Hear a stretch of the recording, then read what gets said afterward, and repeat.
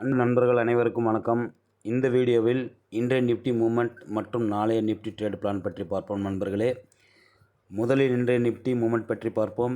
இன்றைய Nifty open ஆனது 23,543இல் upside சென்றது. 23,568 வரை சென்றது. லோ சைடு 23,316 வரை வந்தது. தற்சமயம் 23,381இல் உள்ளது. ஆக அது நீங்கள் அறிந்ததே. இன்று காலை மார்க்கெட் ஓப்பன் ஆனவுடன் 10:30 மணிக்குள் ட்ரேட் எல்லாம் முடிந்துவிட்டது. அதற்கு பின்பு சைடுவே தான் சென்று கொண்டிருந்தது நண்பர்களே. நன்றாக கவனித்து இருப்பீர்கள்.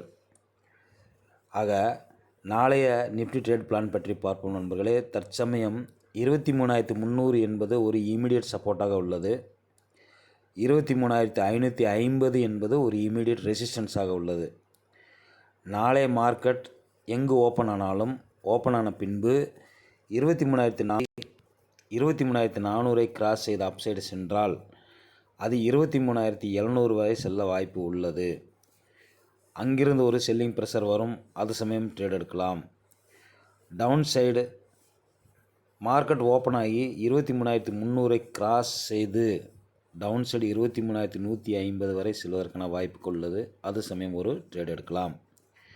அங்கிருந்து ஒரு அப்சைடு மூமெண்ட்டும் கிடைக்கும் நண்பர்களே. அதிலும் ஒரு ட்ரேட் எடுக்கலாம். ஸ்டாப் லாஸ் போட்டு எடுக்கவும். ஆக 4 பிளான் இதில் கூறியுள்ளேன். இந்த 4 பிளானையும் நீங்கள் போட்டு வைத்துக் கொள்ளுங்கள். அதுபோன்று நீங்கள் ட்ரேட் எடுக்கவும்.